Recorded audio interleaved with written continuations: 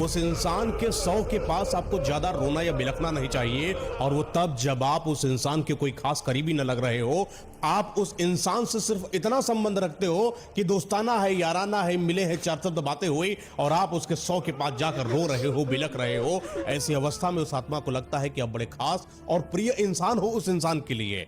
आपका रोना तब ही लाजमी होता है जब आप उसके भाई हो, आप उसके बहन हो, माँ बाप हो, या कोई खास करीबी रिश्तेदार हो जिसे वो बेहद प्रेम करता था, और तब आप जब रोते हो तब बात अलग होती है। लेकिन जब आप उसके इतने खास करीबी नहीं कि वो इंसान आपके रोने पर खुश महसूस हो, या मुक्त महसूस हो, या मोक्षमय महसूस हो, तब आपके साथ बहुत गलत हो सकता है। और ऐसा ही एक गांव के अंदर एक ऐसा परिवार है, जब वो मोहल्ले में कोई इंसान खत्म हो जाता है, उस इंसान के खत्म होने पर उसके 100 के आसपास रो रहा होता है, बिलख रहा होता है, और रोते रोते इतना रोता है कि लोगों को लगता है कि इससे ज्यादा प्रिय कोई इंसान उसके लिए नहीं है।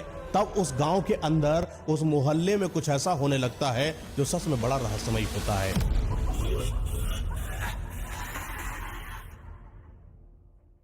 कहा जाता है कि मौतें बड़ी रहस्यमयी होती हैं।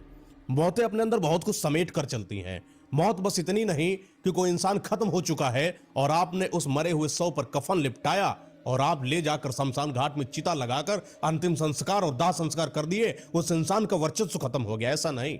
मौत अपने अंदर समेट कर चलता है भूतकाल, मौत अपने अंदर समेट कर चलता है आगामी भविष्य काल, और मौत के पास बहुत कुछ होता है। कई बार मौतें बड़ी आकस्मिक होती हैं, कई बार मौतें बड़ी रहस्यमयी होती है, कई बार विधाता द्वारा रचित होती है, कई बार स्वयं इंसान खुद को मार लेता है आत्महत्या के रूप में, आग में कूद जाने के रूप में, एक्सीडेंट के फॉर्मेट के रूप में, या कई बार तो कोई इंसान गलत गतिविधि या साधना शक्ति को पाने के लिए करता है और गलत रूप से अपने आप पर बड़ी शक्ति का प्रवाह जब होता है झेल नहीं पाता और वो मर जाता है। तब ऐसी आत्माएं बड़ा ही प्रचंडकारी विनाशकारी रूप लेती हैं, और इसका कहीं ना कहीं भुगतान उसके आसपास के लोगों को करना पड़ता है। और ऐसा ही एक मौत एक गांव में हो जाती है, जो इंसान की मौत के बाद पूरे गांव के अंदर बवंडर आने वाला है। पूरे गांव में कुछ ऐसा होने वाला है जिसकी भनक तक किसी गांव के इंसानों को कर नहीं थी।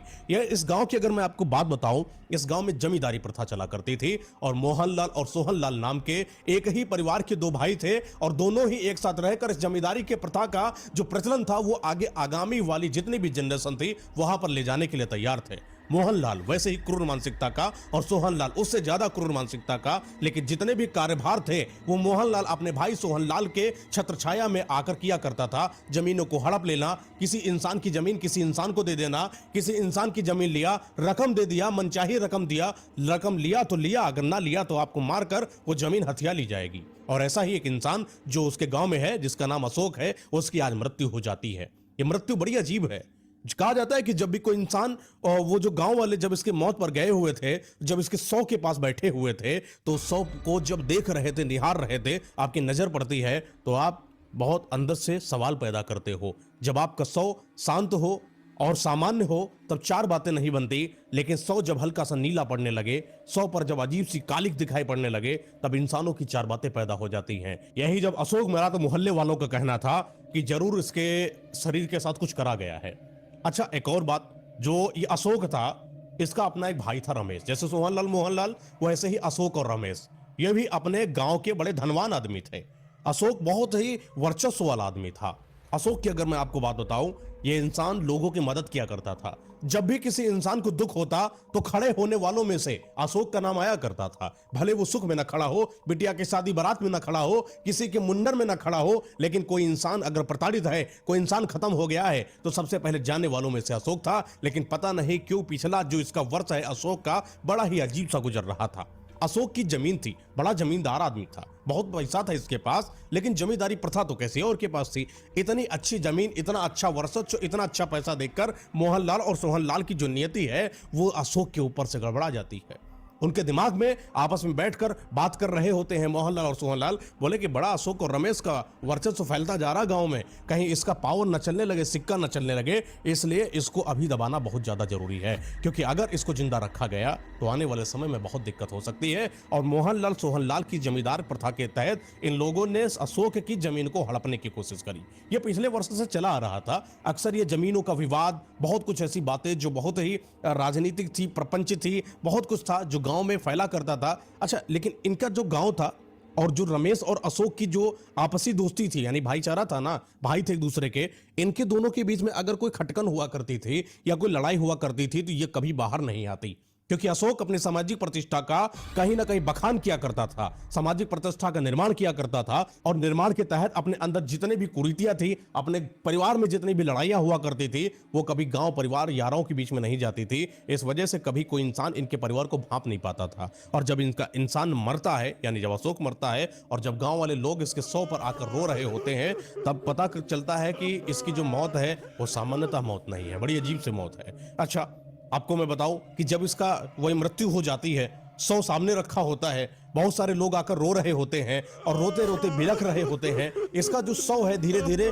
नीला हो रहा होता है। लोग इसके शव को नहलाते हैं, कफन से उड़ाते हैं, इसको तैयार करते हैं, अर्थी पर लिटाते हैं और धीरे धीरे शमशान घाट की तरफ लेकर जा रहे होते हैं। गांव का लगभग बहुत सारा सदस्य था, क्योंकि अशोक के प्रति प्रेम था हर एक इंसान के लिए। अभी पिछले ही वर्ष की अगर बात करूं तो इसके 2 बेटों का ऐसे ही देहांत हो चुका था, लेकिन वो बेटे कहां पर हैं, उनका शव कहां पर है, इस चीज के बारे में किसी को नहीं पता। लेकिन लोगों को इतनी भनक जरूर आई थी कि इनके अब 2 बेटे इस दुनिया में नहीं है। वो बेटे कहां हैं इसका भी कोई खास पता नहीं। धीरे धीरे शमशान की तरफ इनकी शव यात्रा बढ़ती चली जा रही होती है, और जब बढ़ रही होती है तो रास्ते में राम नाम सत्य है, सत्य बोलो मुक्ति है की धारा प्रवाह हो रही होती है, और इसकी जो शव है उसको निकाल कर चिता पर रखा जाता है। तो इस तरीके से लोग अशोक की अंतिम संस्कार क्रिया को करने के बाद अपने अपने घरों में आ जाते हैं। 10वां होता है, 13वां होता है, पता नहीं क्यों 13वें के बाद से ही अगर मैं बात कहूं, अजीब सा इनके परिवार में होने लगा, इनके घर बार में होने लगा, इनके मोहल्ले में होने लगा, और धीरे धीरे इनके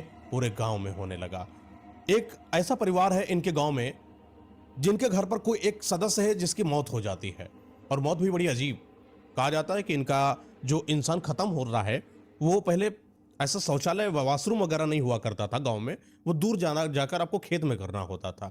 तो इनकी एक महिला थी, वो खेत में वही वॉशरूम करने जा रही होती है, और जब जा रही होती है और अंधेरे का समय था 6 बजे 7 बजे का, और वहां पर अपना कर रही होती है, और जैसे ही वो उठकर चलने ही वाली होती है तो उसकी नजर पड़ती है कि पता नहीं कोई एक अजीब सा जानवर है, बड़ा ही डरावना सा, उसके पीछे लगा हुआ है और उसको बड़ी देर से घूर रहा है। और ये बात जैसे उस महिला को पता चलती है, वो अंदर से भयभीत हो जाती है, और भयभीत होने के बाद वो उठकर भागने की कोशिश करती है, तो वो जानवर दौड़ दौड़ के उस महिला को नोच देता है, और नोच के उसको इतना मारता है कि वहीं पर उसकी मौत हो जाती है। ये मौत आज गांव वालों की वो पहली मौत थी जिस बड़ी मौतों का अंदाजा अभी पूरे गांव वालों को नहीं था। ये महिला की मौत के बाद लोगों को बड़ा अजीब लगा। लोगों ने इस महिला की जो अंतिम संस्कार की प्रक्रिया होती है उसको भी संबंध करा और उसको शमशान घाट में ले जाकर जला दिया। एक मौत हो गई, ऐसे ही एक और मौत उन्हीं के परिवार में हो जाती है। यह मौत भी बड़ी अजीब थी। कहा जाता है कि इनका एक सदस्य था जो कि पुरुष था, वो बाहर जा रहा होता है किसी काम से, रास्ते में कोई जानवर उनके ऊपर अटैक करता है, और अटैक करने के बाद उस इंसान की मौत हो जाती है। फिर उसके शव को लाया जाता है, अंतिम संस्कार क्रिया करा जाता है। आज इनके गांव की 3री मौत थी। और ऐसे ही गांव में बगल का मोहल्ला था, उस बगल के मोहल्ले से भी कोई इंसान खत्म हो गया, और वो भी इंसान जो खत्म हो रहा है वो ऐसा लगा कि कोई जंगली जानवर ने उसको मार दिया। और जब कोई इंसान मर रहा है इनके लगातार परिवार में, गांव में या आसपास के लोगों के बीच में, वो इंसान सिर्फ जंगली जानवर के हमले के रूप में ऐसा प्रतीत होता कि वो मारा गया है। किसी की स्वतः मौत नहीं दिखाई पड़ती। कोई बुजुर्ग अपने खटिया पर लेटकर मर गया हो, अभी तक कोई ऐसी खबर सुनने को नहीं आई। सिर्फ इंसान मर रहा है और कोई मार रहा है, उसके शरीर का तरबतर कर दिया जा रहा है, उसके शव को काट दिया जा रहा है, खून बह रहा है और बहुत गंदे तरीके से मारा गया हो, ऐसा दिखाई पड़ने लगा। लगातार बढ़ती मौतें ग्रामवासियों के लिए एक सवाल पैदा कर रही थी कि अचानक ये मौतों को बढ़ने का कारण क्या है, क्या वजह है, कैसे पता किया जाए और मौतों को रोका कैसे जाए। तो वहीं पर एक थोड़ी ही दूर पर